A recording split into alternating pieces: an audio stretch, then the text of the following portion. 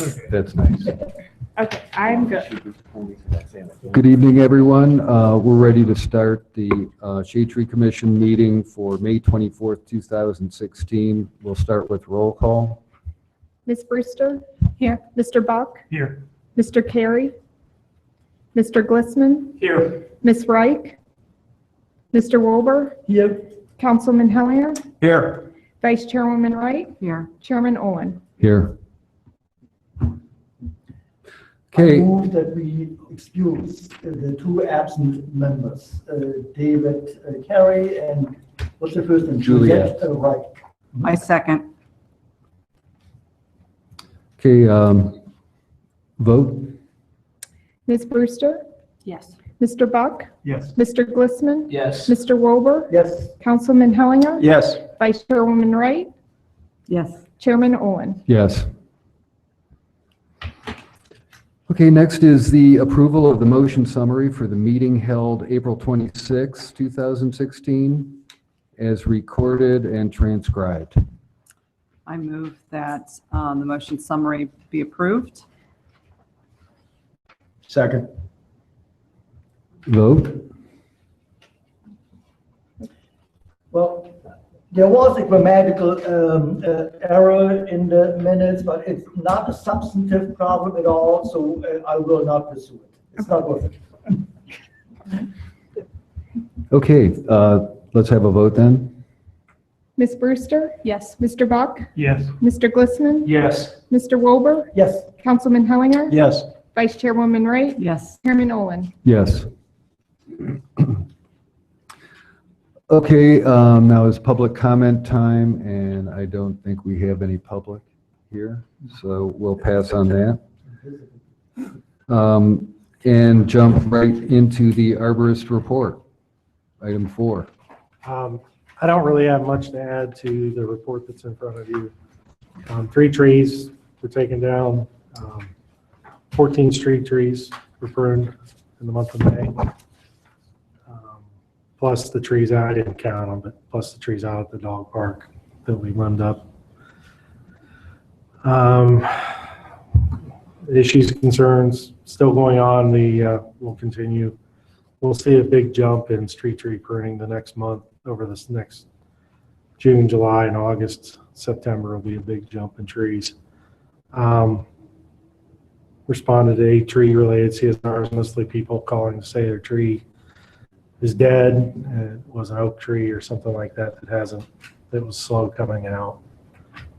Seems like the oak trees and the black tupelos were slow, really slow this year. Assisted with the Parks Department on the dog park grand opening and the annual and perennial plantings in the city sign beds and City Hall property. Consulted with Dave Eflin on tree survey for the Manic development. That's the development that's going down on 23 between Stratford Road, the new cut-through road, and 23 itself. They had them do 5 1-acre plots. They went through and actually cataloged all the trees, and then I just had them do some 1-acre plots to grade them, good, fair, or poor, and I'm still waiting to get their list so I can go double check, spot check their reports. I don't foresee there being any issues with what they've done. The browse collection, I had a call back into the zoo today. The city's attorney has made the changes, and I've sent it back to them for their approval on the agreement. And we're waiting to hear back from the zoo before we move forward with anything. I have no new issues. I have a question. I'm not familiar with the terminology browse collection. What is that? That's what they call the feed that they give, with the leaves and the branches from the trees that they feed to their animals, giraffes, elephants. They call it browse. Browse. Yep. Okay, so what happens is that you guys do the pruning of the trees at the zoo? Right. They And then- have specific trees that they've requested. We have quite a bit of those trees here in town, and what we'll do is we'll cut and leave them in piles. We'll coordinate with them on the day we're doing the streets that have the trees that they're looking for, and they'll come and pick up the clippings up for us so we don't have to chip them and waste them. That's a good deal. Jim, I think you misunderstood. Yeah. The pruning will not happen at the zoo. It's gonna be here in the city. Local pruning Right. and the branches and leaves will be taken to the zoo. The zoo will come and pick it up. Okay. It's a good deal. I think that's a wonderful idea. I see a potential little newspaper article, about that. That would make an interesting story. And hopefully we can mention the Shade Tree Commission in connection with that. Well, they like linden branches, and I got a lot of trees that need pruning that are lindens with small branches. Yeah. Are you looking for some pruning volunteers from the Shade Tree Commission? Is that what you're Always looking thinking? for volunteers. Yeah. Okay. All right. All right. That's all I have. Any other questions for Doug? Yeah, I have some comments. Maybe eventually this might be a good time to once again talk about the volunteer pruning committee or commission. I think we have dropped that ball. We've talked about that in the past, but it never really came to fruition. I have some comments for Doug, and I'm not sure if I should wait for membership comments. But number one, the dog park, I've been there. It looks terrific. It looks wonderful. And obviously, you really play an indirect role, but everything looks very professional, including the trees.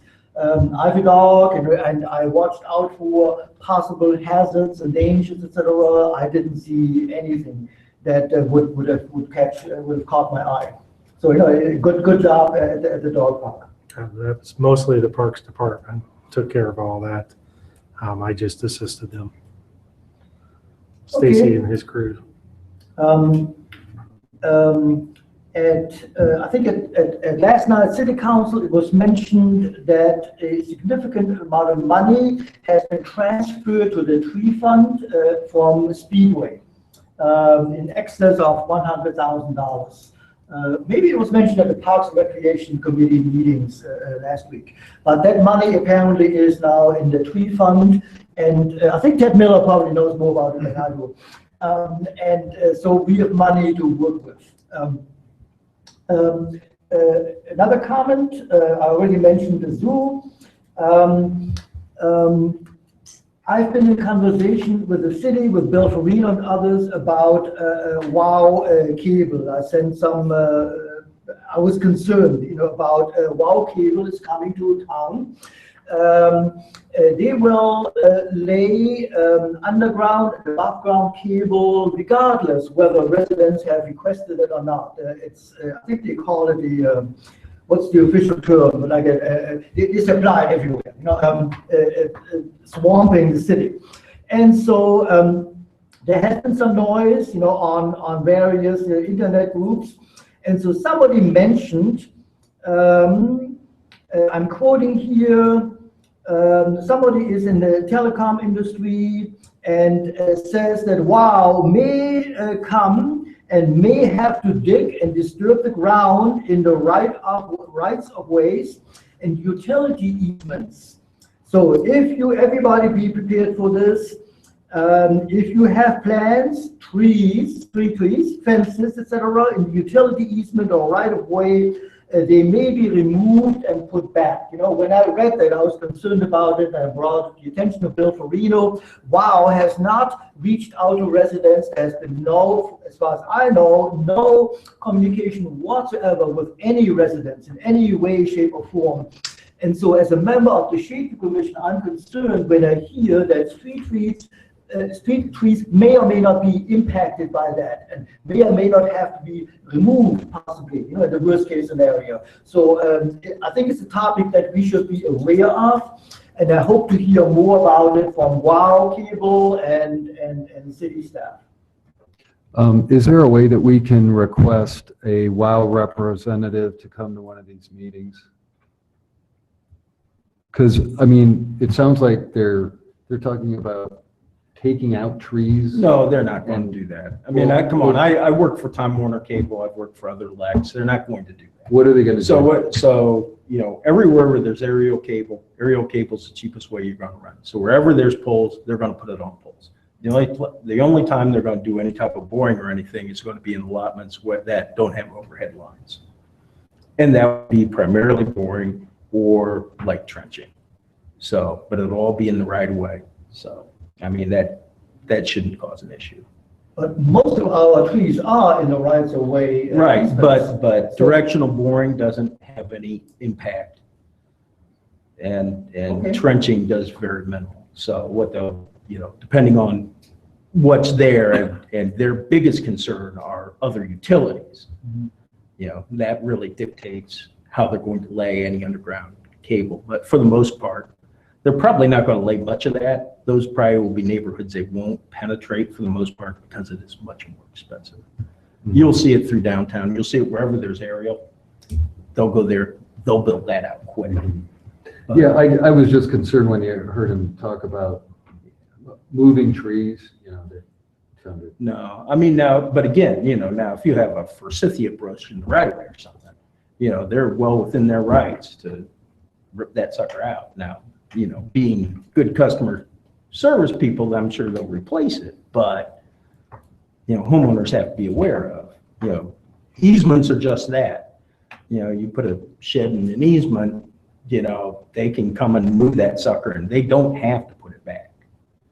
They probably will because it would be in their, PR nightmare if they did, but that's why you're supposed to leave utility easements vacant so that any such work can occur there. Well, then I'm wondering, how can we get more specific? I appreciate your perspective, having been in the business for a while. How can we get more information from a WOW representative directly with specifics about what exactly are they going to do?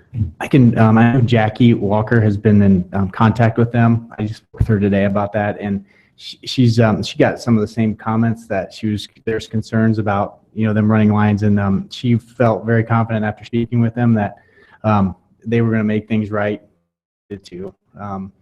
If there was anything like yards torn up or anything, they were going to make it right. So she felt pretty confident that any damage they would do, they would fix. If somebody from the city there's a contact address now on the city's Facebook website as of today, and so there's a name and a phone number that people could call with questions. Oh, is there? But it Okay. would be good, again, that's good and useful information from George, but it would be good to see that perhaps in writing, is there a written agreement, or is it simply a verbal agreement, a verbal memorandum of understanding that, what guarantees are there that, city property, public property, our trees will not be disturbed and destroyed? I'm just wondering there are certain interesting legal questions involved as well. Can I ask a question? Yeah. I mean, it's no different than the electric company, the phone company, Time Warner Cable, everybody else. I mean, natural gas, the water mains, it all goes through that same easement. So the same rules apply. There's typically no specific, nor does there need to be a specific agreement with a new utility coming into Okay, so this is really just business as usual Yeah. then? It's just an additional utility coming in, and, yes. but, so then they have the same responsibilities then as all the other? Absolutely, yeah. They Okay. all play in the right of way. They all have to play by the same rules. Okay. What's the time frame? Does anybody know? Does it start this summer or fall? I've heard, but that may not be a reliable source, that WOW plans to have the cable laid at least on the west side of the city by November. So Okay. it would be a summer Yeah. summer thing. And just for the record, I've had utility companies as well as the city come to my lawn to replace meters or to do stuff. and they do a really crappy job of replacing the grass, so. That is true. Yeah, it won't. I've seen it too, same with I got my easements in the back of our house, runs through the back, and there's no way for them to get back in there. They could go all the way up to the end and try to drive through, but they can't do it. A lot of times they gotta cut through the houses. And they normally don't do anything with grass. I mean, they just leave that alone. Yeah, But I mean, that's just, unless you can catch them, but I don't know what they could do. But I was gonna ask you on the Time Warner. Right now, a majority of theirs is theirs pole to pole now, or do they have underground? Well, they also have City? underground, yeah, Okay, and they're running where the utilities run, right?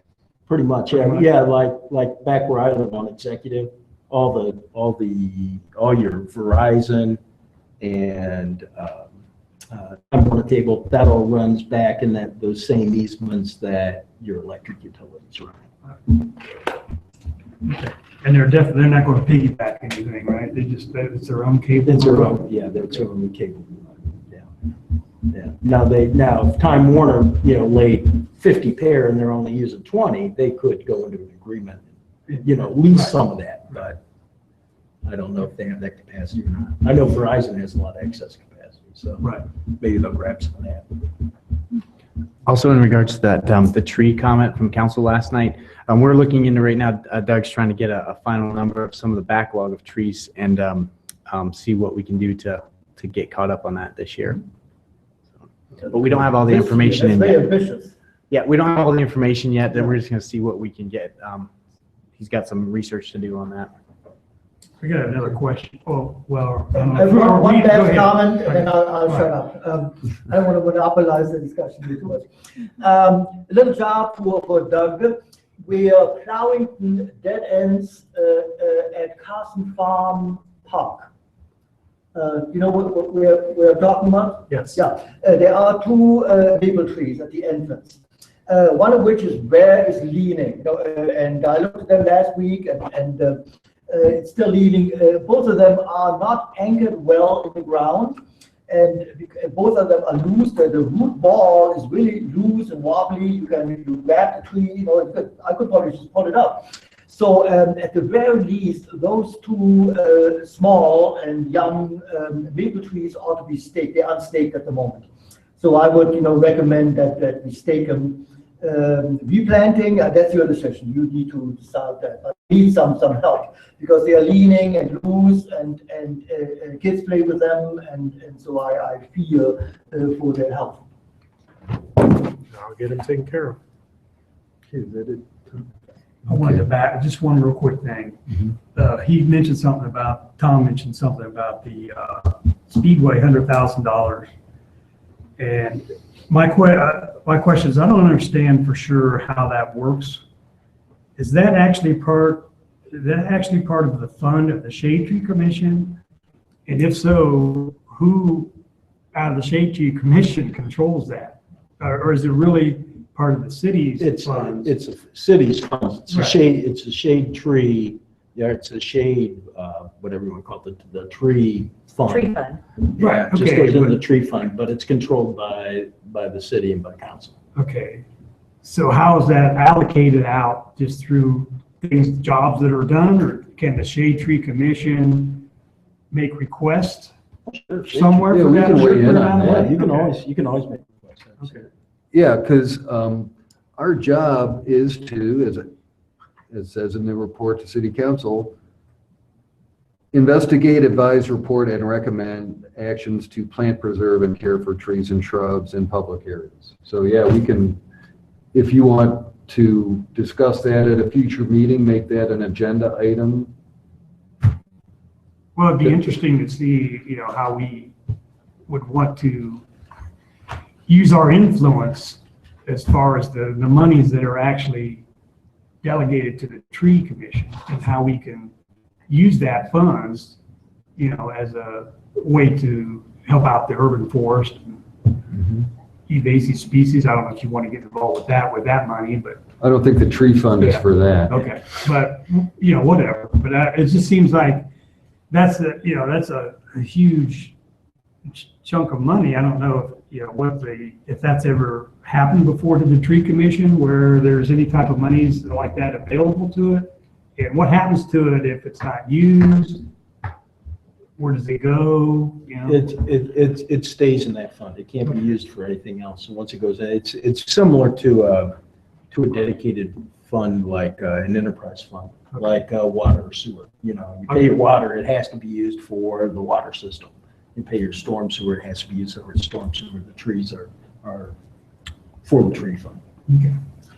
I've been involved in such discussions before too, with the finance, director who also plays a role in that.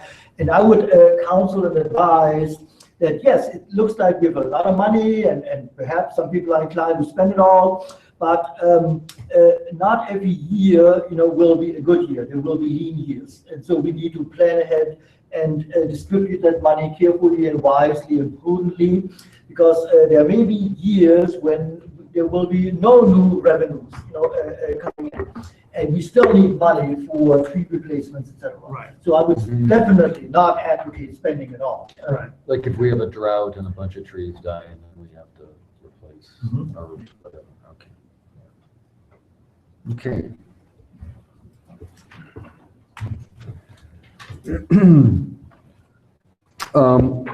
Is that it, Doug, then? For any other questions for Doug? Okay, so next is discussion of invasive species, and I'm going to go through a real quick. PowerPoint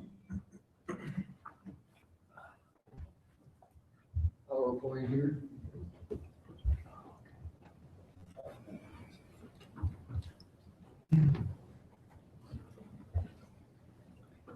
Okay, first, this was put together by. Oh. Do you need to do it? I just need to have you speak kind of into the microphone. Click that there too. Click that. Do you remember how to do it? Yeah. You guys are saying, oh, wait. We go to Down to view. new slide. Slideshow. Slideshow, yeah. Slideshow. Here we go. Okay. I gotta talk into this thing. Okay, am I in anybody's way here? Okay. Microphone there.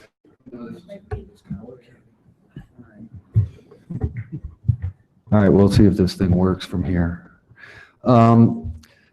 Nora Highland, who's a lady that lives right here in Delaware, she's one of the people that helped develop this, and also Jennifer Wendis from the ODNR, Nora Highlands from the Ohio Invasive Plant Council. I want to thank them. And then I edited this. This needs further editing, but I didn't have time to do that. This slide talks about just how we take the benefits of healthy ecosystems for granted, and we all know what they do because we've iTree software that valued what the ecological services that trees provide us. So we know what the importance of a healthy ecosystem is. And the point of this whole slide is the impact of invasive species is ranked second only to habitat loss as a threat to biodiversity. That's global biodiversity. Now, that means that invasive species rank second only to outright habitat destruction in terms of being a threat to global biodiversity, and we'll see why in a minute here. E.O. Wilson, Dr. Wilson of Harvard University, is probably one of the foremost authorities on ecosystems right now, at least who's in the public eye. On a global basis, the two great destroyers of biodiversity are first, outright habitat destruction, and second, invasive by exotic species. The press does a terrible job reporting on this issue. It's not a glamorous issue. It's very complex, so they don't really understand all the implications and all the complexities with regard to alien invasive species. Here's just, there's a lot of different habitats that they affect. Here's just a few species that we look at. What are invasive? This is what we're going to try to look at here quickly. What are invasive plants? Where do they come from? What impact they have? Which ones we have in Ohio? Some of the controls that we can use. Alternatives, because a lot of these came from the nursery trade. Things to look out for in the future, and what, why it is worth the effort and educational efforts. The main reason plants become invasive is because they have no natural controls and they reproduce quickly. And there's actually some other reasons too. This is kind of simplified. This presentation does need to be updated, and I just haven't had a chance to do that. There's other physiological things that they can do that help them become invasive also, such as leafing out earlier than other plants. For instance, that's what garlic mustard and bush honeysuckle do, and they retain their leaves longer than other plants. So there's a number of things that in what we're going to talk about tonight is mainly plant alien invasive species. There's a number of ways that they can become invasive and overtake ecosystems, but the two main ones are they reproduce very quickly and they have no natural controls. That means no diseases that control them, no insect pests that keep them in check. They're not browsed sufficiently by animals to keep them in check. Since they're not native to this area, they don't have the native species that are in place in their original territory that control them in their home range. Just a couple other species here. Garlic mustard's a big one here. Bush honeysuckle, there's 3 species. That's one of them right there. Purple loosestripes, when it gets into aquatic systems, it can completely overtake and cause monocultures. That's a big problem up in Lake Erie marsh areas. Yeah, we introduced them accidentally, most of them. For agriculture, horticulture, soil stabilization, like kudzu, for instance, was a erosion control back in the 30s. So was multiflora rose was an erosion control.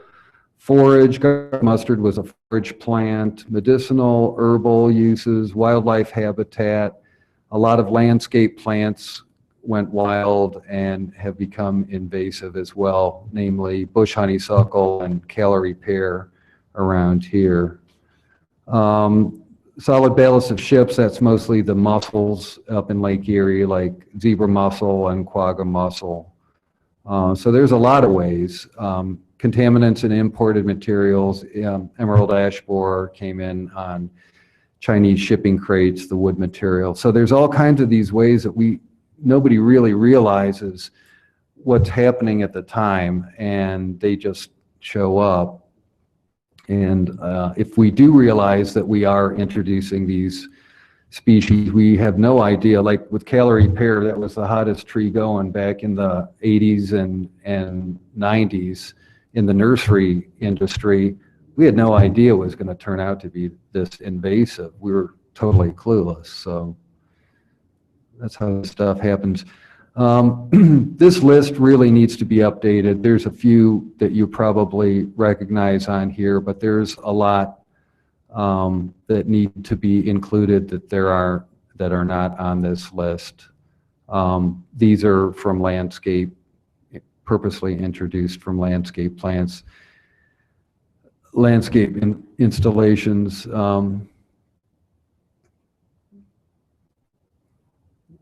There are some more pictures of landscape plants that gone crazy. Some more landscape plants gone wild, although I don't think giant hogweed was a landscape plant. Yellow flag iris is considered an invasive? I don't see it much around here.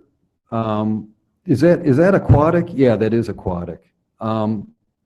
I haven't seen it much around here, but that's what I believe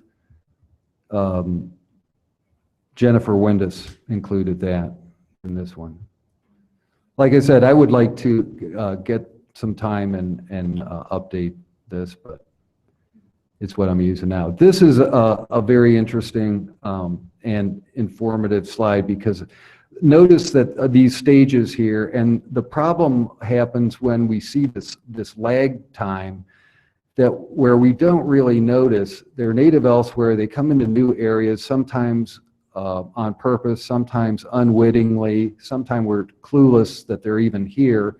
Then there's this lag time where they get established and then just spread like crazy. So that lag time is really the time to try to get to them and recognize the problem before they start spreading. But that's the problem, because we just don't know that they're going to be a problem until they've already started to spread. So close monitoring of, like, for instance, our city parks or any parks, wildlife areas, state forests, any natural areas that are left, nature preserves and so forth, need to be monitored and have bioassessments done to keep track of what's there and what shows up that might become alien invasive. And then the ecological impacts and then human impacts that result from the spread. The basic impact of alien invasive species around here: they displace native plants and natural habitats.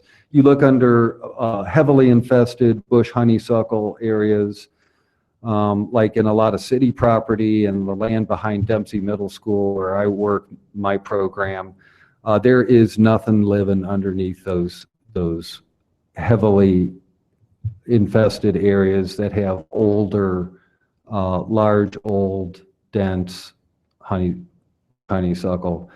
They can displace rare species. Well, yeah, that's because they displace all species. They form dense monocultures. They alter the food web, reduce plant and animal species diversity, affect human recreation, impact economics, resources, and time. One of the biggies here, one of the big problems with bush honeysuckle is that it inhibits the regeneration of forest. So that means that young forest seedlings will not have a chance to germinate and grow to reestablish the forest underneath bush honeysuckle.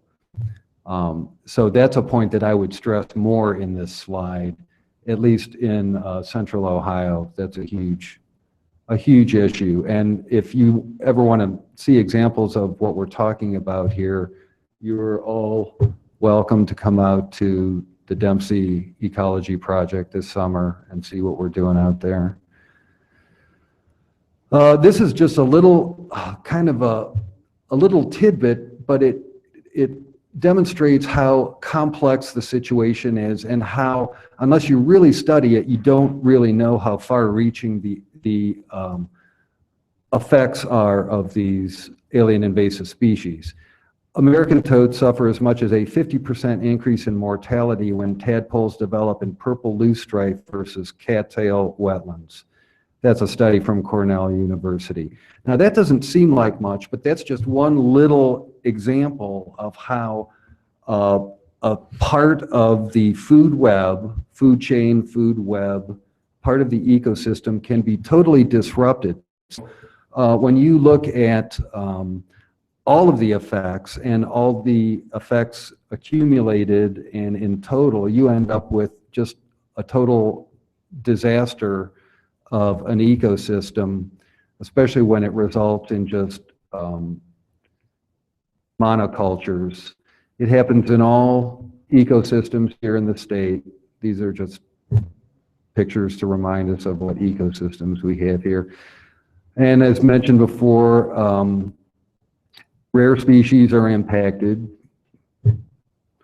I'm not sure, I guess that's just a slide to show that many different taxonomic groups are affected by alien invasive species. Human activity is affected, and you try to walk through a forest that's heavily infested with bush honeysuckle, and you can't even see through it, let alone walk through it, and there's nothing to look at on the forest floor anyway. This is a real nasty one, tree of heaven ailanthus. This is harboring Phytophthora disease that is threatening a wide variety of forest species down in southeastern Ohio. Joanne Rebick of the Forest Service is working on this one. That's a real nasty one. We have them all over here in Delaware, the tree of hell. There's another one on our doo-doo list, Bradford pear. Some of the shrubs that are tough to deal with. Around here, we don't have glossy buckthorn that much. That's more a southern Ohio thing, I think. I don't see that much of it around here, but the other three are really bad news for central Ohio. A few vines that can be a problem. And some herbaceous plants. We're familiar with a lot of these. And yeah, there's invasive species in aquatic systems too. A few more examples here.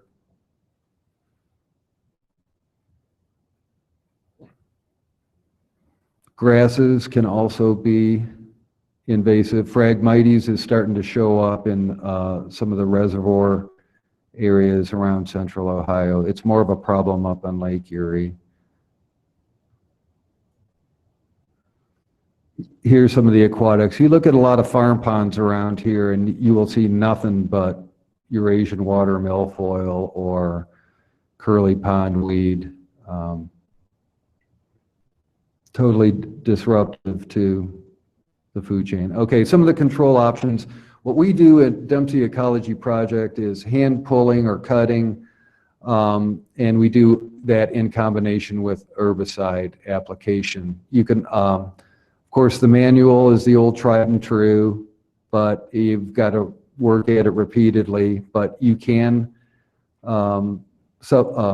complement that with herbicide applications. Water level control is mostly for aquatics.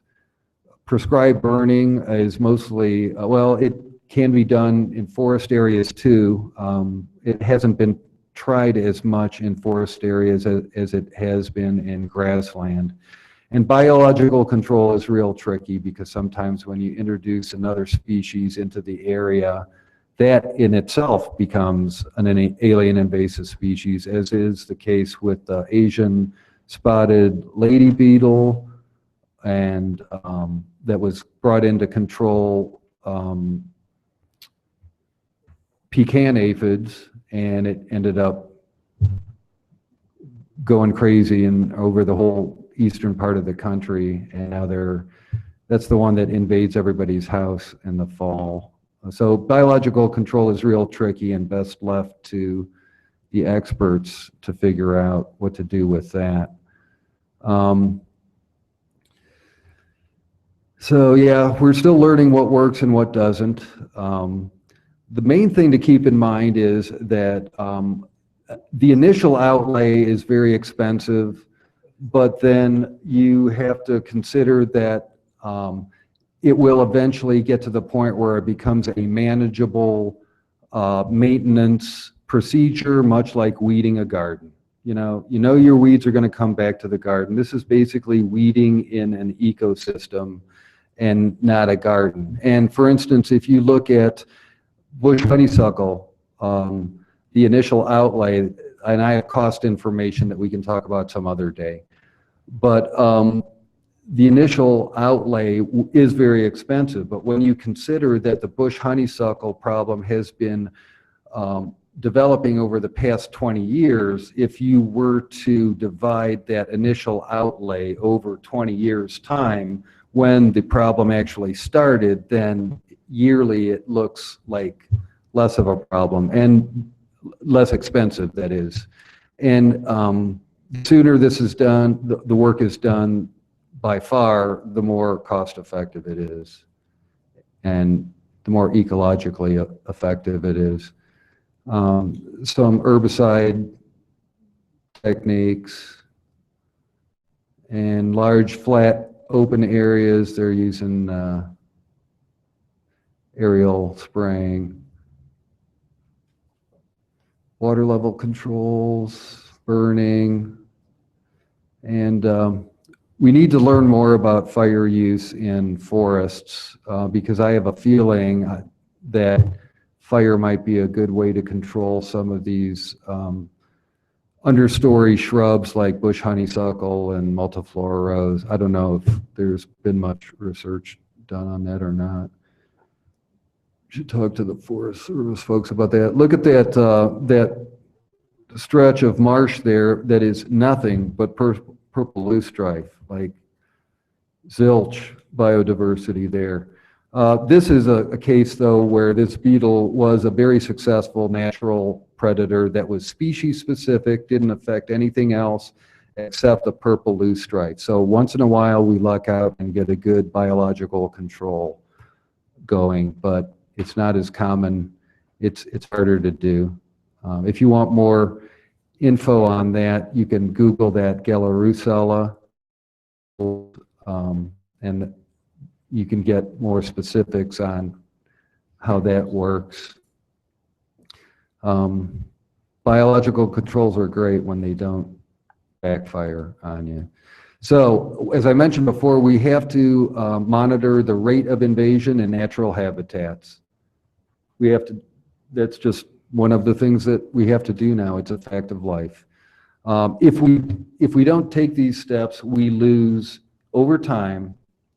I guess the end result is, at least with bush honeysuckle and autumn olive and some of these others, but especially bush honeysuckle, we don't control them over time, we lose the forest because the forest will not regenerate underneath a dense growth of bush honeysuckle. So if we're not willing to accept that, then we have to take some steps and turn it into a manageable situation. These are some alternatives that Nora came up with, native species alternatives to the non-native species that have been used in landscaping.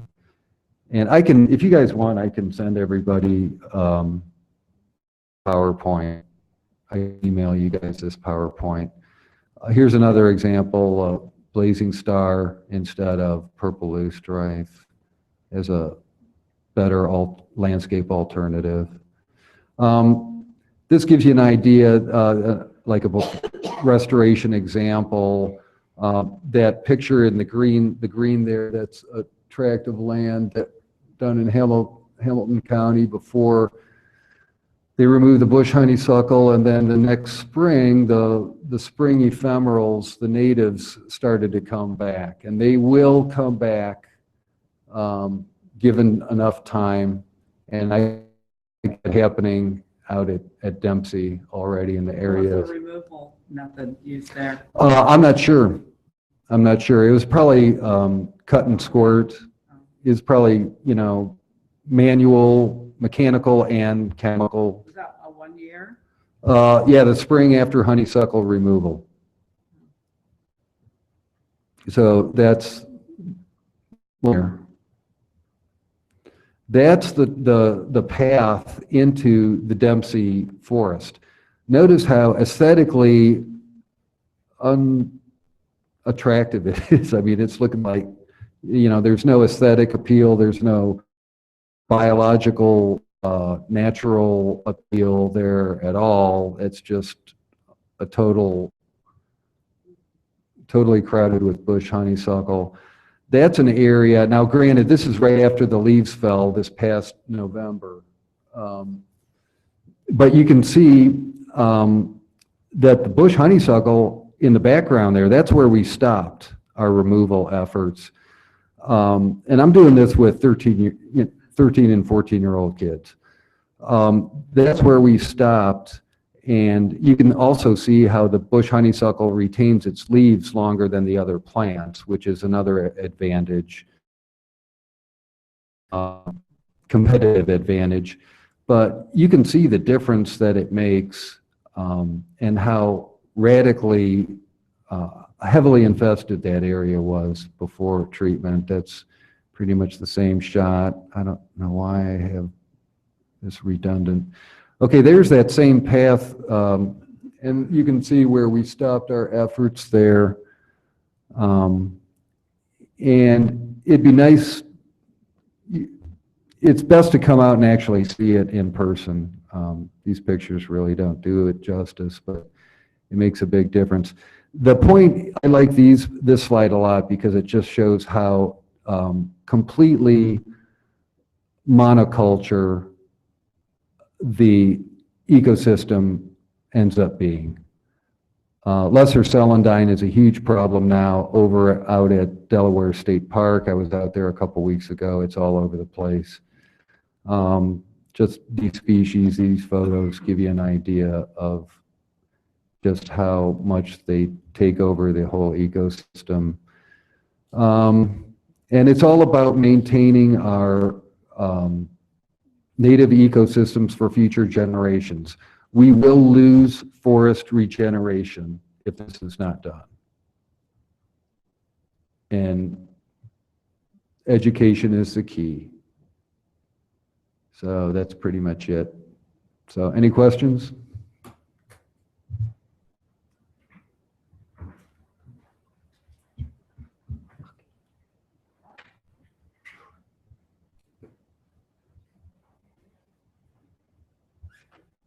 What would you say, Paul, is the #1 invasive species here within the city of Delaware?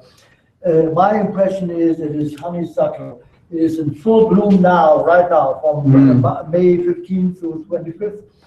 And it's just everywhere, private property, behind, even in tree lawns, along creeks and ditches and parks, everywhere. It has enveloped, entire stretches, of the city. Is that your impression too? Or? Yeah, I would say so. And you bring up a good point. And as far as a management technique, since it is in bloom now, it'll be fruiting out pretty soon and going to seed pretty soon. So it would be best to really concentrate on eradication efforts before it goes to seed. So that's, I think, in about September or so. What would you say, Ted? September, October? Yeah. At the latest? I'm not an expert at invasive species, but just from my experience at Preservation Parks, the honeysuckle was one of the worst. And you brought up Hamilton County. I've been down there, and they've done some really good things, the park district down there. And what I remembered out of that visit was that they used a herbicide with the cutting. Garland. Yep. Yeah. And that was extremely successful because it killed the root. Because if you just cut the honeysuckle, it almost comes back with a vengeance after that. I mean, it just keeps sprouting even worse. Right. The other thing, you'd mentioned that it's got an advantage. It has its leaves when everyone else is going dormant. That can also be a disadvantage because it's a time you can spray it. And that's true for garlic mustard too. Yeah. So you can spray garlic mustard at times when either before or after the native herbaceous level is not present. So you're right. That is also a strategy for control as well. Right. And it's kind of walks the fine line, but it seems like the herbicides are pretty effective with controlling these, but it's kind of difficult to just descend on Delaware and eradicate invasives. It almost seems like we need to target certain areas. Oh, absolutely. And one of the areas I when I was thinking about this was out at the park area, the pond and the woodland area that with the trail around it. We're going to get ready to do some interpretive signs. I know Public Works is working on those, and that might be a very good start of an area because it's not a huge area. It's something that can be tackled. Yeah. And it would offer a pretty good education. Well, yeah, I agree, although I'm not as familiar with that area as Sherburne Forest. Up until just a couple of years ago, there were still a lot of native herbaceous flowering plants like Tradescantia, spiderwort was in there, toothwort was in there, toadshade, mayapple. There were still good populations of those really nice native herbaceous flowering plants. So at that time, now I haven't been there this year, or I wasn't even there last year. That time, the bush honeysuckle situation was fairly manageable. I'm not sure what it's like now, but I'm sure that right there in that neighborhood, that would also be a good educational opportunity, and also because I think that people would be able to see that the native plants would return. Yeah, and I guess if we could form a strategy and a plan of attack on this, I think. Yeah, well, before you got hired, I sent Tom and Stacy information on cost information. I did some research. I talked to land managers from the Nature Conservancy, from the private sector, I should probably email you that as well. I have cost information on using a forestry mower, cost information on cut and squirt. Tom and Stacy should have that information. I'll look through my old emails. I can get it from them. That's no problem. Yeah, because that gives you an idea of what the budget for, how to budget for it roughly. And in some areas, maybe a forestry mower would be a good idea, or just go in, cut and squirt for smaller areas. But yeah, I'd like to work with you on that if you need. I think, we should start planning a strategy on how we can tackle this issue. Okay, great. So the honeysuckle was the #1 enemy? I would say so, yeah. In terms of its, the area that it covers, the effect on both the herbaceous layer, the shrub and understory layer, and eventually the canopy layer, because it prevents regeneration of canopy trees.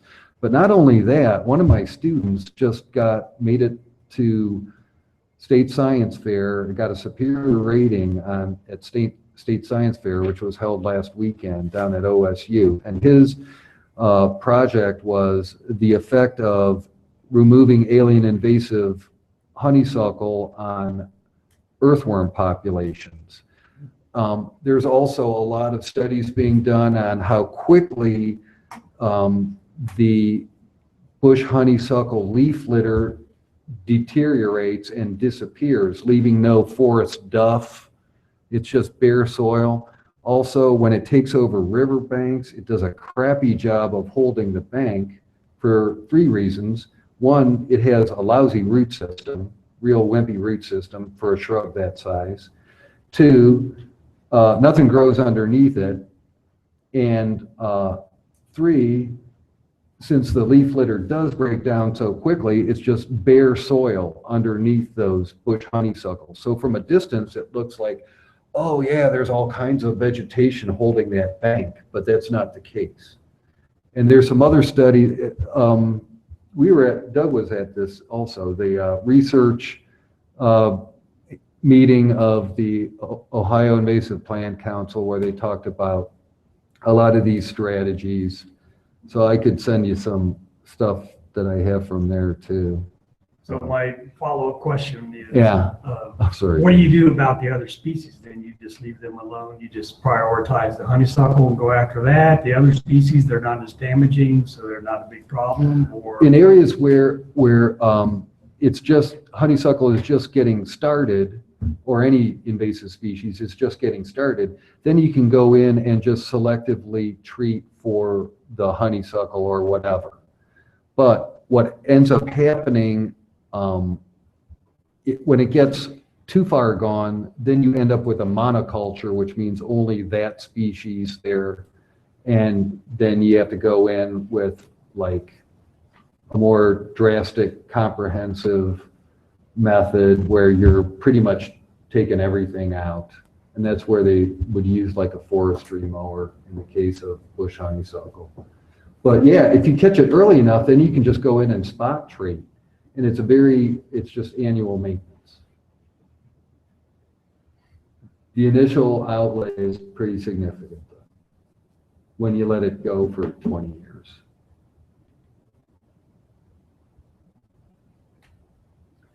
I'm not being facetious when I say the following. I've done some research on that. I have a collection of newspaper clippings, and I wrote an article about that. In many, many communities, airports, cemeteries, college campuses, city parks, etc. People are trying to solve the problem the following manner. They are bringing in herds of goats. Yeah. And in some instances, sheep. And goats have such an unstoppable appetite. They will eat and devour anything. Yeah. Poison ivy, poison oak, honeysuckle. It's a great idea. Etc. And so now our city ordinance do not permit grazing animals. But perhaps, it's something to look at, maybe outside the city, experiment with it. That's been done in certain areas in southern Appalachia with regard to multiflora rows, either tethering or putting up temporary fence and putting goats in areas. And I don't know, goats are tough, and they will mow down on this stuff and convert it into free range, very healthy, lean meat. And goat meat is one of the agricultural products that is getting, I know we're laughing, but it's becoming more and more popular in this country because it is very healthy. I ate a lot of it when I was living overseas. I think it's really good. But that's a great idea, Tom. There's a lot of other good ways of combining agroforestry, animal husbandry, in other words, diversifying the approaches and being creative in the approaches that we can take to solve this problem, because this is a new problem in the world. In the natural history of the planet, we've never really had alien invasive species jumping from continent to continent like this. So we're in unknown territory in some cases. We're learning as we're going. So these kind of ideas are great, I think. There are actually farms that specialize in such services. You can call, including in Ohio, there are farms, sheep farms, goat farms. You give them a call and you can rent a herd of goats for a day, for a week. And yes, they are usually confined in electric fences, or some wooden, fences that can be, easily moved around, under the supervision of a herder. So I think that's an intriguing idea. I like that better than using prodigious amounts of Roundup and other herbicides. I would like to address that. Yes. I would like to address that, and that is, this was brought up before, Garlon and Roundup. Since they are, they mimic plant growth hormones, they have very low mammalian toxicity. Unless you're exposed to it all the time, like a migrant farm worker in California or something like that. And by comparison, golf courses, I was a certified applicator for many years, both commercial and private applicator, certified by Ohio Department of Agriculture. Golf courses use 5 to 10 times the amount of pesticides that agricultural land does in general. And now I don't know what they're using specifically out at, what's the name of the golf course? Hidden Valley. Hidden Valley. But in general, golf courses use much, much more pesticide than agriculture, and no one seems to be worried about George, do you know how many golf courses there are in Delaware County? Oh, There's probably 300. Oh, no, not in the county, not more than 20. But there are Well, more in the surrounding A areas. large surface area of land is covered in Oh, golf yeah, courses. that's for sure. Everyone is oblivious to that, to the chemical usage there. The coal tar that the city uses to seal cracks in the streets is much more toxic than the stuff we're talking about here. Cutting a stump and squirting a little bit of Roundup or a little bit of Garlon on there is insignificant in terms of ecosystem health. In fact, on the balance sheet, it's by far the most beneficial approach because when you weigh the pros and cons. I don't love chemicals, but I like forests to regenerate. Okay. Anybody else have any questions? I don't want to take up too much time here. It's already 8. Do you guys want me to email you this? It really needs a lot of work. I mean, I can email you the PowerPoint. I want to do some work on it and try to make it a little more effective if I ever get time to do that. Okay, so if there's no more questions on that, I would just suggest if you're gonna fine tune it a little bit, make it more really Delaware. You can take some photos Yeah, of Delaware and some of the right. problem areas And here. I think that would make that's a it good idea. Make Yeah. it more Agree. local. more specific, yeah, Yeah. for us. If you could pinpoint some of the areas that really need the help Yeah. in this, and that we could kind of get some focus on. I think it would help to get the community involved. Mhm. If you can say, I mean, I lived in Clintonville for years, and man, if Flo had a work day to rip honeysuckle out in the ravine, there'd be 30 people would show up. Yeah. I mean, if I were to come down at First Friday and be like, anyone want to help me rip honeysuckle out at the Veteran Park? They'd be like, I would Well, like, so I think this would be a fabulous tool, because I do want to do that. Mhm. I would like to Right. be able to promote that. I don't want to rip it out by myself. I know, and It's more fun. Doug, you remember the effort we had over at the canoe livery? It was me, your crew, and Dagmar. I think that was it. Oh, my. Yeah. So, yeah, we need, I like your idea of getting it more local in focus and somehow getting, well, like the last slide said, their education is the key. So, I would suggest, however, Paul, that you send us what you have now, because, visiting it, changing it, updating it, localizing it is going to be a big project. That It will take a will. lot of time. yeah, and getting the photos. Right. Yeah. Okay. Any other questions? Okay, then it's time for staff comments. I just have a few things. I'll go quick here. I just wanted to give the board some updates on the Valley Side Drive. I don't know if you're familiar with that. Tom wanted me to make sure you guys are kind of just aware of the preliminary planning that's going on right now for this. So up on the map, you can see Valley Side Drive is going to be, oh, thanks, Linda. It's going to basically go across. And so that's the area of Delaware. You're all familiar with that, just east of Hawk Road. So the next slide kind of gives some examples of what the alignment of the road, I think, that aerial.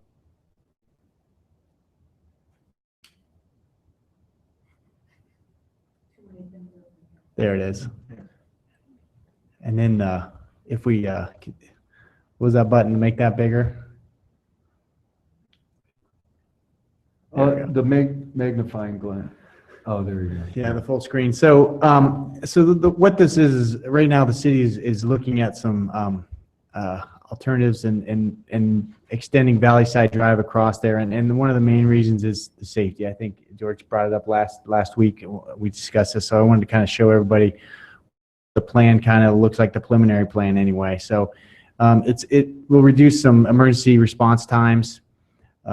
hopefully alleviate some traffic issues, but that's kind of the preliminary plan at this point and the alignment that we're looking at Valley Side Drive there.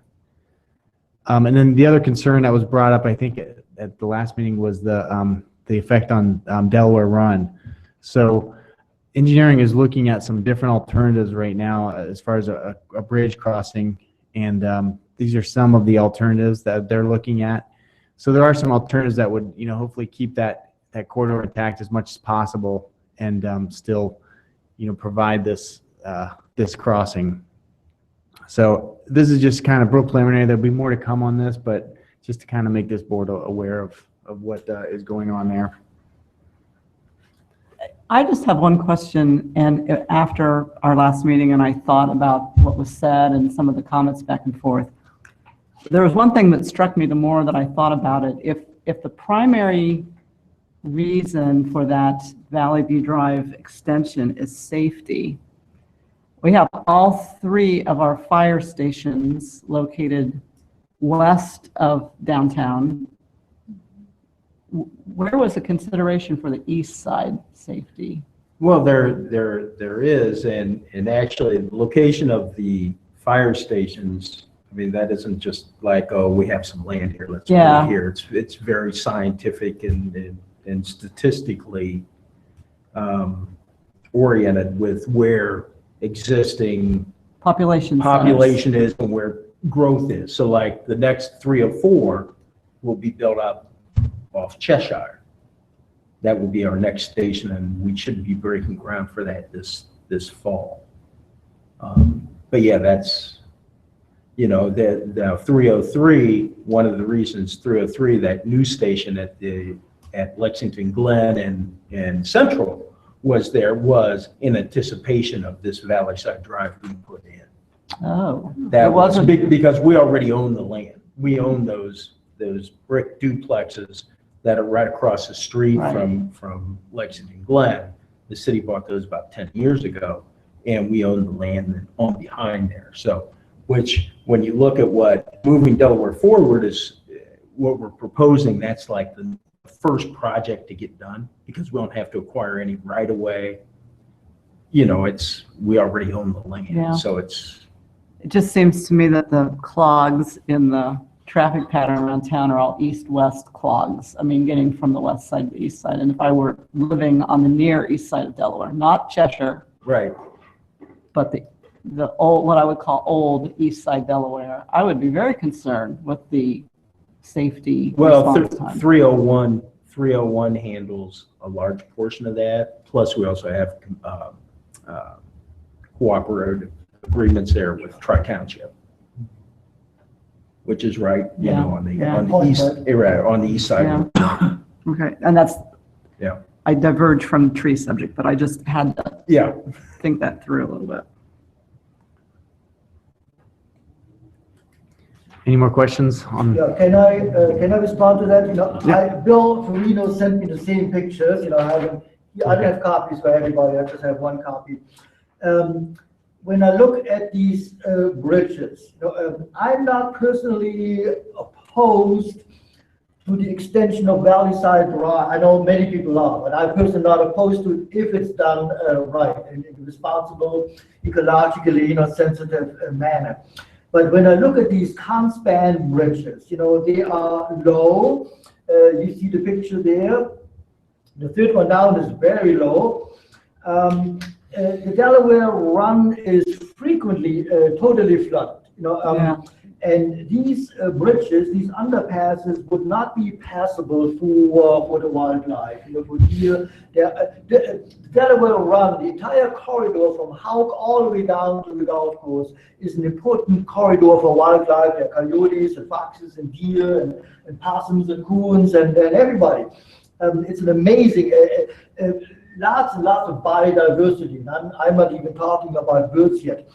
Those bridges to me seem to be A, too low, and B, too narrow to allow the safe passage for deer. If the creek is, if and when the creek is swallowed, which is a common occurrence, the deer would have to go across the street. That would be a risk, for motorists, and accidents, usually it's the death sentence for the deer, of course. So I would advocate a somewhat, it's a cost factor, of course, I know, but I have pictures, elsewhere, and in the next sustainable living newsletter, I'm mentioning some alternatives. The bridges could be a little wider and a little taller, and maybe one side could be dedicated for the water, and the other side could be a safe and dry passage for wildlife and possibly even people. Like the existing tunnel at Blue Limestone, if you, I don't know if you've been there, there's a very narrow passage. Probably I've never seen deer in there. It's not suitable for deer. It's too long and dark and scary, even for people. But if a part of the bridge was dedicated to the safe passage of wildlife, then I would value that. And it should be tall enough, for deer. I think those are the largest mammals we have around here, other than people. It should be tall enough for deer, to be able to be safely underneath it. I can see, with these bridges, when the creek is swollen, and sometimes it is flooded for days in a row, those bridges would be totally impassable, for wildlife. Now that has nothing to do with trees per se, but indirectly it does have to do with the Delaware Run corridor, which does have a lot of trees. It is an urban wildlife area that I would be in favor of protecting to the greatest possible extent. No, Tom, I know you sent out that email, and I know Bill and I are talking about that 1.2, some of those passages, and like you said, maybe even a pedestrian path that would serve as a animal crossing also. Yeah, that's a possibility. Because deer are not necessarily, there are lots of deer there, dozens, there are whole herds of deer in that area around Willow Brook, etc. And they are not necessarily too shy of people. Deer love good trails too. They frequently use trails that people use and vice versa. Is this pretty much a done deal? Is this going to go forward? This will only go forward if residents pass the levy in November. That'll be on the ballot in November. To pay for it? Okay, how much is it going to cost? It'll cost the earner of $50,000. It'll cost you about $75 a year. What's It's the an total? overall roads levy, though. It's not just for this project. Yeah. This is one project of a whole bunch of projects. We have 9 right now that we're looking to fund, 7 to 9 that we're looking to fund near term with this. But this would be a permanent levy to ongoing, and half that money goes to maintenance of existing roads also, in addition to these other expansion works. I'm not wondering about the levy itself. How much is the cost of the construction of the bridge and the road?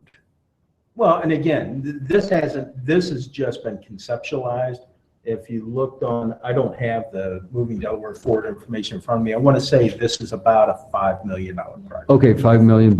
Okay, Yeah, how much would it cost to build another EMT station on the other side of Delaware Run? Then you have ongoing costs. You got to maintain it. You got to staff it. You have to put. That's not even on the drawing board. And you already have one over there. You have 302, which is on Pittsburgh Drive. Okay, if 302 is already over there on Pittsburgh Drive, then what's the response time from 302 then? It depends on where you're going. And again, there's it's around 5,000 households that are south of 36, William Street, down in that corridor of the Adderley, whatever all those allotments are back in there. If you look at here, there's 2. More being built right 3. now. Yep, and a lot more being built. Well, so I guess since I'm wondering why just, instead of building this Well, then, overpass, just build another EMT station? well, and again, On the other the other side? part of that is, although safety is a key component here, the other part of it is also you have to have more connectivity. Right now, Houck Road, you have Houck Road and Elizabeth, you have nothing in between to get you north and south. And ultimately, Houck Road will get larger and larger and larger. I mean, that, So it's pretty much, okay. I okay. mean, this is all about alleviating congestion and your transportation network is very synergistic in nature and very systemic, so that, you have to build out more and more access points to reduce your congestion.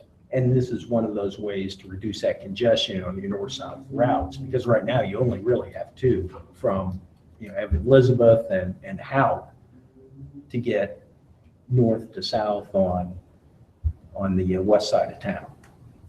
And I can't tell you how many times I've been westbound and missed Elizabeth Street and had to go all the way out to Houck, come back. Not that that's a big problem, but I'm sure it happens a lot. Because there's a big area there where you don't have any, there's really no area to get across there until you get Houck. Yeah, Valley Side Drive has been in the planning stages by the city for, 15 years, 20 years. I mean, it's been conceptualized for a very long period of time. But there's never been the money with which the funds to be able to do it. And that's what part of moving Delaware forward is meant to do, is provide those funds for this project, to rebuild the point, to do a number of different projects. That just, Okay. comes down to money. Mhm. Okay. Okay, let's see, are we still on staff comments? Yeah, just quickly, Boardman Park, it's in the preliminary stages also on this, the site right down from Willis. The local neighborhood group is proposing kind of an art garden type of facility, and we're gonna prepare some concepts over the next month. So one of they've talked about using native plant material in the garden, but everything is still in the planning stages at this point, but they're trying to get off the ground on the planning of that park. It would include, it'd be more of a park that would hopefully open up the Delaware Run.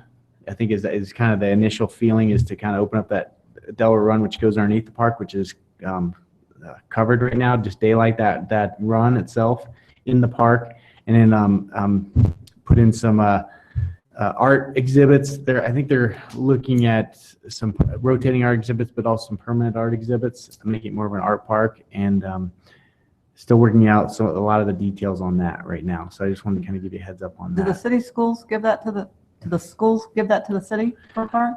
We're looking at leasing it if it does go through, as the Willis School is becoming an administrative building. Right. And those fields wouldn't be utilized by the school as much, and plus the Boardman School is partly buried in that site. The basement's probably there or something, Yes. yeah. So as a developed site, it's not attractive to a lot of potential. So more to come on that. Just an update on the East William Street improvements. We've been working with the consultant at this point. I think I don't know how aware you are, but because this is kind of new to me since I've come on board, but we've been working with the consultant and the engineer to bring street trees back to that improvement project. The width of the tree right away is probably 3 feet to 6 feet along that stretch, and a lot of the early stages, it was thought that no street trees would be able to get back in there, but we're looking at doing some root barriers and some different alternatives down through there. And talking with Doug and I, we also might make that root barrier almost a standard on the sidewalks and the streets to promote, keeping the pavement and sidewalks intact, to keep the roots down below it. And it's a pretty cheap alternative, really, to add that into there. So we're looking at seeing if that's possible. So hopefully we'll have some answers on that soon when the consultant gets some revised plans back. Okay. But the existing trees will have to go for Yes. the purpose of the Correct. project. And then new trees will be brought back. Yeah, I looked at lots of alternatives, but I think everybody would like to see trees back there if possible. So I think that's the number one solution if we can get there. Yeah, I didn't think that was possible. We were told it would be impossible, but I'm pleased to hear, that they've changed their mind, and they Well- factored that in.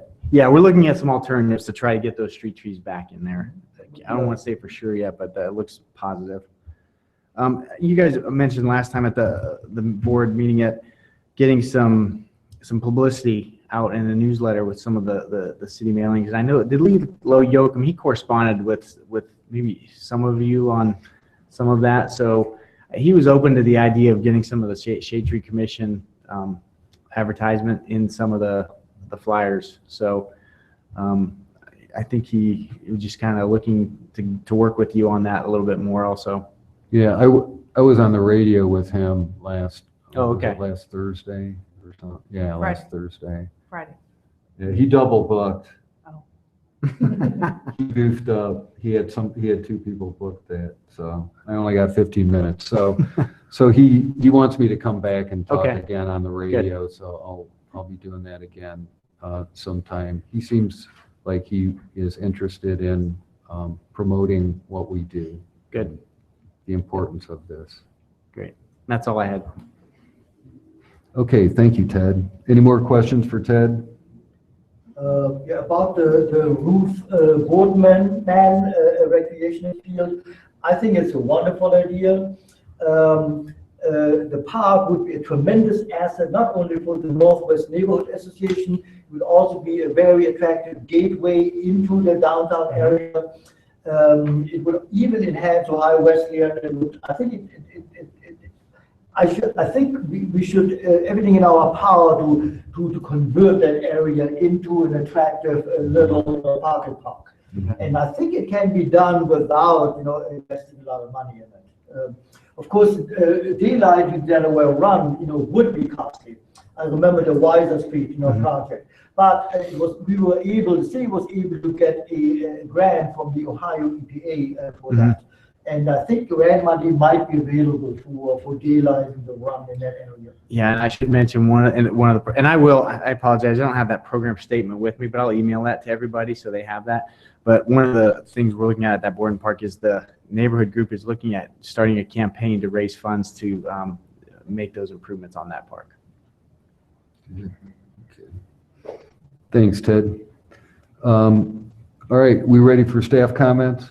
Member comments, you mean? Or, I'm sorry, member comments? Well, I have a comment, and that is, has anyone talked to Rick Strangus about the student rep for the Shade Tree Commission? Michelle has been in contact with Paul Kraft. Oh, okay, so they're working on that. Okay, sounds good. That's all I was wondering about. Anyone else have a member comment? I do. Before our next meeting, we have the Watershed Festival. Is that still on? Oh, yeah, yeah. Okay. So I don't have it with me tonight, but we need a sign-up sheet for, Wow, I'm glad you remembered that. yeah. It was gonna be one of my comments. I'm gonna be out of town. I'm devastated.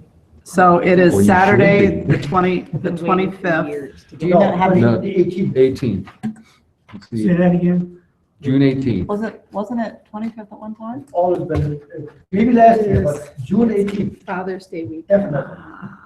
I know that for sure. Yeah, it's Okay. June 18th. Mhm. Okay, so I will be sending out a sign-up sheet via Right. email. Right. It's at Mingo Park. How about the hours? I sort of remember 11 to 3-ish. 12 to 3. 12 Yeah. to 3, okay.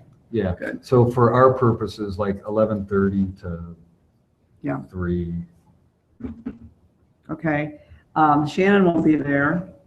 I won't be there because I thought it was the 25th. I'll be there.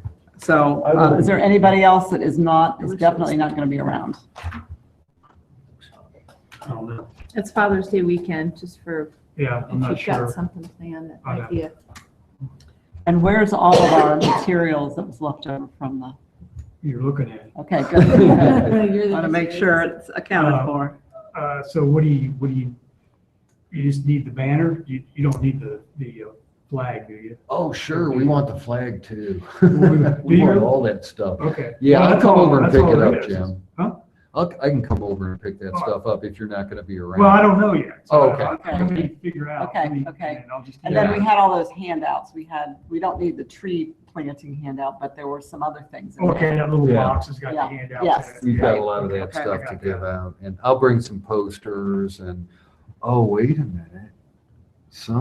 Didn't you say you were going to do the activities?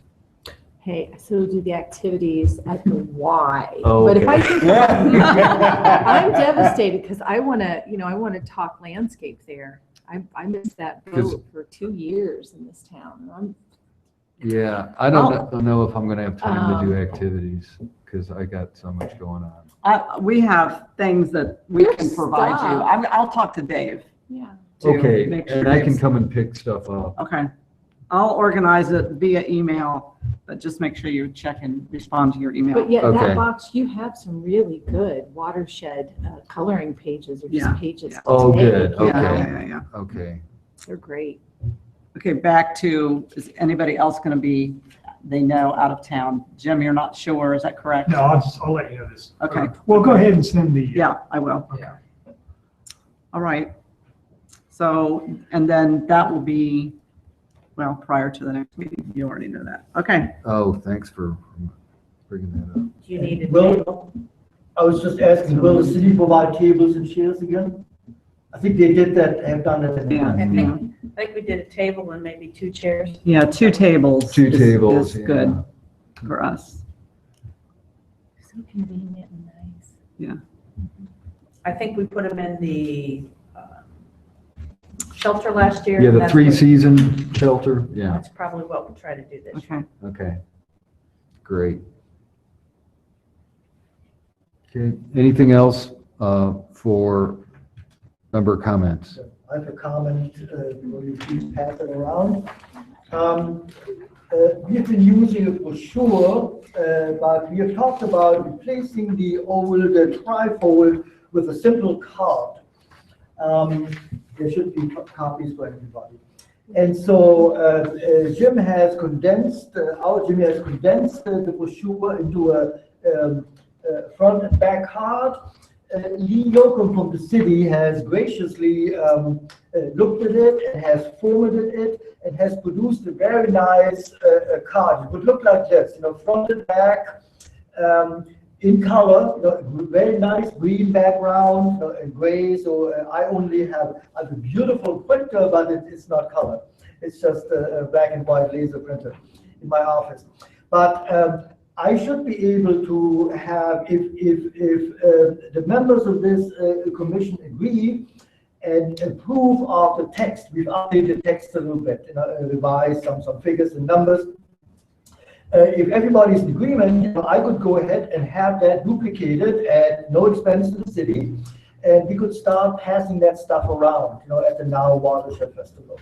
It's going to be, we could even laminate it, but of course that would add some extra cost. I have to find out, how much it is, for how many copies would we need? 100, 200, probably not more than that, because in a year from now, some of the information will be obsolete and would have to be replaced again. So, let's be conservative about the circulation. But, I could easily have, a couple hundred copies or so produced.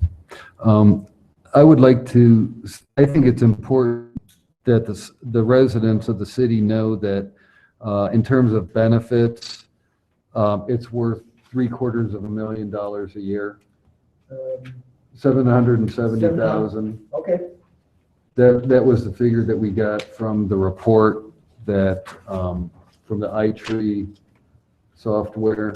That's not on here. yeah, so I. So, you can add that. I believe You it's can add that, yeah. $770,000 a year, I think is what the report said, Okay. annual. Because when a citizen reads that, they think, wow, that's that's a chunk of money, and that's every year. What report was that again? That was the, OSU? yeah, the iTree. Yeah, yeah, I software have. that, yeah, Okay, so OSU researchers have determined blah, blah, blah. right, Okay. yeah. They designed that software to put a value I on think this. it would be a good piece of information to add. Yeah. Mhm. But I like the way it's laid out, the graphics of it. Yeah, not too much, not too little, it's, so I think it would be an attractive card, he calls them. Mhm. Yeah, thanks. That's great. So you ended up with how many, 200? I'm still not done anything yet, Oh, no, I'm saying, yeah, okay. Well, we didn't- possibly, I would say maybe I envision a year's supply, maybe for the now Watershed Festival. And now, there are not going to be any additional events for the rest of the year, but maybe next spring. I think we had the original brochure that we had. I think I produced like 300 or so, and we still have a lot left. So that's probably too high. Yeah. Probably not more than a couple hundred is what. Sounds good. Yeah, Or would you see it differently? No, I think Okay. that's Yeah, that's a good number. Okay, any other member comments? Okay, on to plan reviews. Before you move to the table, we need to amend that particular item. We received one plan just a couple of days ago that was not included in your packet, so it will be number C, and it will be the OW residential living units on Roland Avenue. Linda, do you have a big plan of that? I sent it over to your office.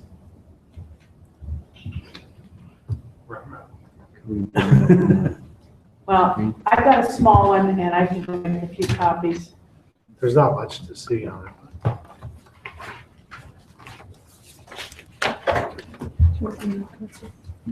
Want me to pull one up on the screen while they're, I think I can do that.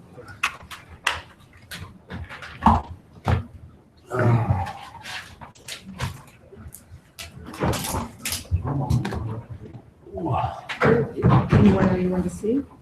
And you over to the people. I have that in print. As a matter of fact, I had it printed.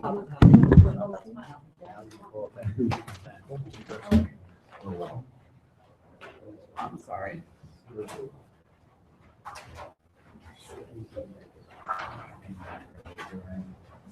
Oh, you need to, can you check?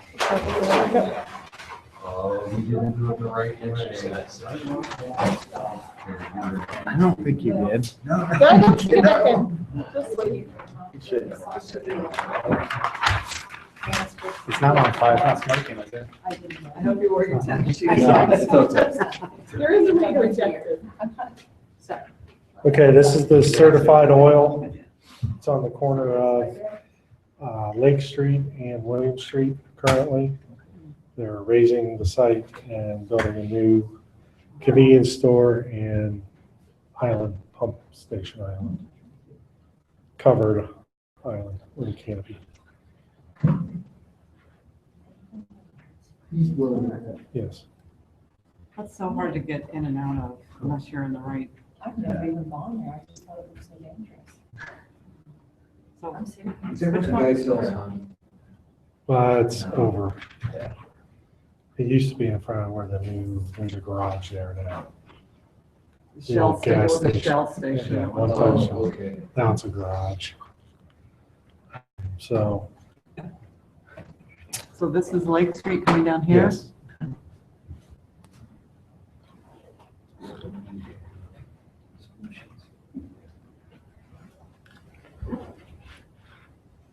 Nothing out of the normal realm. Just so You know, pretty much. Stella, Dora, daylily, feathery grass, shore junipers. Another potential invasive.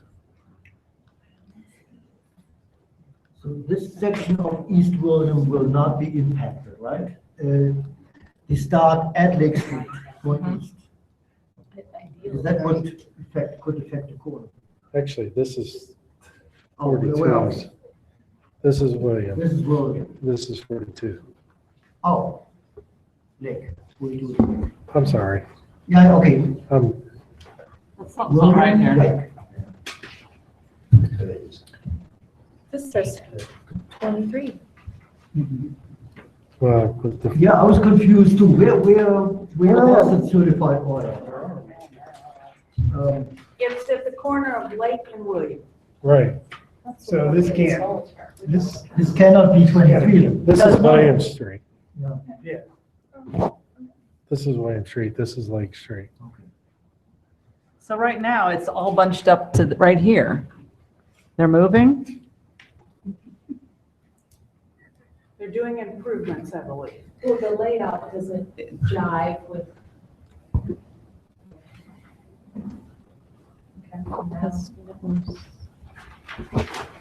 This is proposed building here.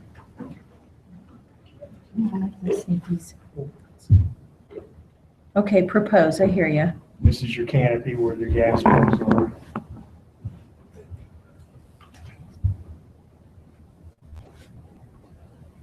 And this is like, what's this? Edge of the property line then. Discourse, yeah. I don't know if it is. Okay, I get it. The plants are all fine, but.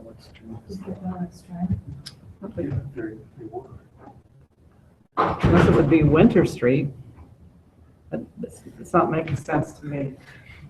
No, if this is William and this is Lake, then this would be that street flax. Hold on just a second, because No, this no. says certified oil company, 2061 US Highway 23. This is not at, Which is what this says. Yeah. That maybe This is they've not submitted like- the wrong plan to us. Falls. 23, where's the certified on 23? I don't know, they only have one street listed, Is there and that's certified on 23. I thought it was the one at the corner of William and Lake. I Well, called, that's what Doug thought too. I Yeah, called. maybe they sent us the wrong one, maybe. And that's where he told Well, me this about- says US 23. And I would say they sent us the wrong plans. This is what Yeah, 'cause that, our documents say too. Can't you Google certified? Where are you? I don't know if it's certified on 23. There used to be one. Yeah. This is, We trust you to look no, out the you know where plans. this is? This is the back, this is where the B and B is at. Oh. This is- Okay. This is Wendy's. And this is the property right beside it. Okay. So the storage. But I don't know if that's the right plans. That makes sense because, yeah, where this, Right. because you go in like that and That go out won't be, like and then that. there's a lumber joint over Yeah, here, it right? goes there. And Yeah. then there's that storage unit that says, because you got all those creepy dolls at your house. Yeah. Storage. Here. Yeah. Okay. That's Oh, yeah. just genius. And eye-catching, It's a still like, public storage, rent storage. yeah. And they've got a big sign that says, because you got all those creepy dolls at your house. I haven't seen that. It's good. Eye-catching. Yeah, it's good. Well, I called the planning department to get it specifically where it was at, and that's, he told me it's the corner of William Street 42. Well, regardless, we're not impressed with their This isn't the right plantings plan, design. so. Look at that, look at all, I mean, they fit the bill. yeah, it's around the mill. Okay. So, Feathered reed grass, what kind of regress? feathered reed grass, Carl Forster. Short juniper. Well, I would say that will come back next month, or are they gonna do it? No. Attitude and back to submission. Denied. That's Highway 23. Yeah. Tricked us. I think Lance is just confused. The north side of Elmore, so that Wendy's. Am I doing it right side up? There's an existing gas station. Board of there. Elections. It's upside down, I think. Yeah, what's that? Odd lots. Yeah. Odd lots just there. You're right. I must have bought some fruit trees It's there. a I was thinking, Maybe it's going to be a Sunoco. Fruit tree. That's where it is. That's, Okay. that's the Wendy's, that's the B and B, Mhm, and that's the existing gas station. mhm. The Okay. layout is on target. That would make sense, since the speedways won't be up the street. Approved as Certified for the certified to go in there, so with the address. With their Juniper Estella Dior de Lilies. Write the address on them. Yes. They should have called me, I could have laid out a better plan for them. This is at 181. It says, I called Lynn today, I'm like, do you have any, Sporabla? She's like, we just potted them up a week ago, I'm like, then you don't have any? Like, okay, she's nuts. I love Linda though, and Mike. Mike's the only guy that I can talk half an hour to, and he's like, you just can't break through. You can't break through my talk. And he said him and Pat from Pat's Records are the oldest hippies in town, and I'm a newbie here, so I just have to believe you. Okay. I've taken first one. Yeah, I love the plant material. I love much. Okay, this is out, 42 south side of town, Cemetery 2. Do you know where the new emergency EMT station was put in at? This is in the same general area as that. New building going in. The only right-of-way trees that we have are right along the street. You're gonna ask me what the name of that street is, and I don't know what the name of that street is because That's okay. the only thing I would do, they had Armstrong, or they had Autumn Blaze maples all the way down through here. Now, why we can't make them change these, I can make them change the ones out front. So if we'd substitute some little leaf lindens for them. Do you throw out the old, but, you know, hey, we would love you to substitute the others too? We can. Because, you know, from a buying perspective, they save more money buying, you know, this Right, many they buy- lindens than just those and the maple. Do you know the strong arm? No, I mean, I know that they get a price break if they buy more. He'll tell you though, I can buy 10 Autumn Blaze maples a lot cheaper. Buy those lindens for too. Mhm. I mean, that's what we're here for, is to make recommendations. I looked at the plant list first before I actually looked at this, just to see, but there are no flowering ground, or there's no pears. They're on the list, but there's no. This is just the number. plant, I think this is just the plant list that Ozako puts on as every Oh, plant I see, and goes. then they Mhm. see the quantity and the size, gotcha. So I didn't see anything that was crazy, or anything that we didn't normally accept. I just think that they need to change those trees out along the street. Yeah. Okay. Now, the address is London Road. Is that London in here? I'm still trying to envision the place. The address is 505 London? Yeah. I don't know where that is. Near the industrial park? Yeah, it's over in that area. I didn't, Okay. Industrial park area. The Linden. I think- Yeah. I think that makes sense too. Stamp it. I know, I do that every time, I do that every time.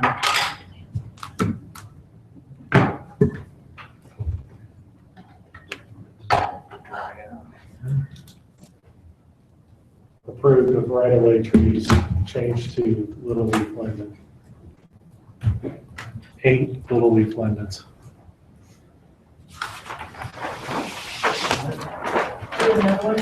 Maybe. What was it, Doug? Little leaf Little leaf linden. linden? Linden. I don't know. LIND.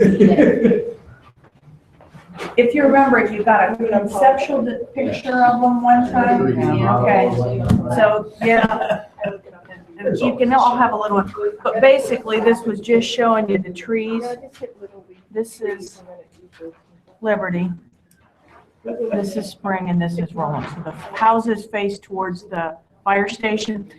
On here, they just have trees. They didn't list specific species.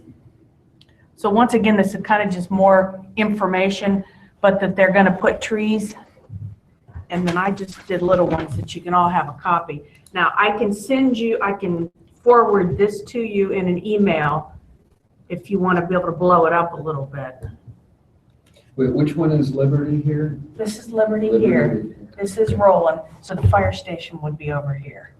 If you've driven past it, this is like 3 colors of yellow, this big. Yeah, This is the first SLU, small living unit. They're Yeah. building Right. phase 2 now. right, they just, Let me just pick this up a I second. think they just seeded that and put Excelsior over that. See, we're watering it today. Oh, there's no, I thought These those. houses are still standing. There's still And the 2 one brick in houses, they have to be Washington. removed. So they're keeping that whole block off. Yes, the entire block. Wesleyan has owned all those properties for a long time, so they're just taking the old buildings down, putting up new living units. But like I say, I can forward this to everybody, and then you can blow it up a little bit and see where they're proposing the Yeah. trees, if you would like me to do that. You look like.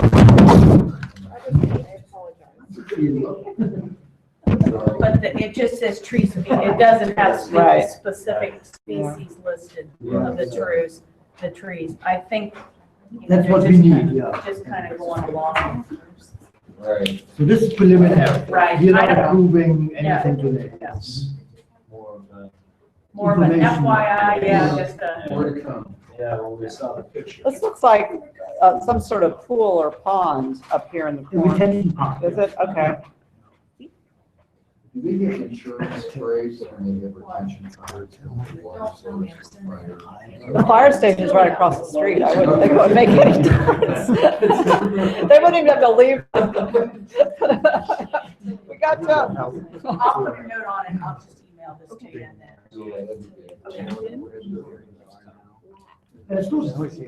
Yeah, those are specialized small living units. This was Like, you know, like information. a house of women, a house of luxury, a house of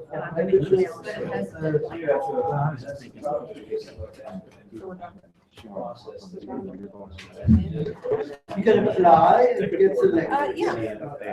But it's not automatic, we have to apply. All right, you know your bike. That's right.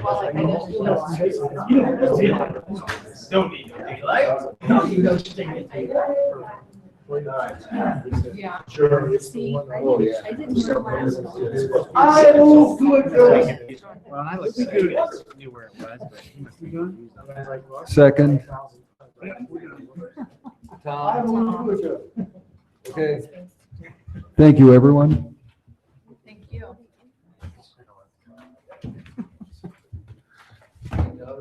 Yes.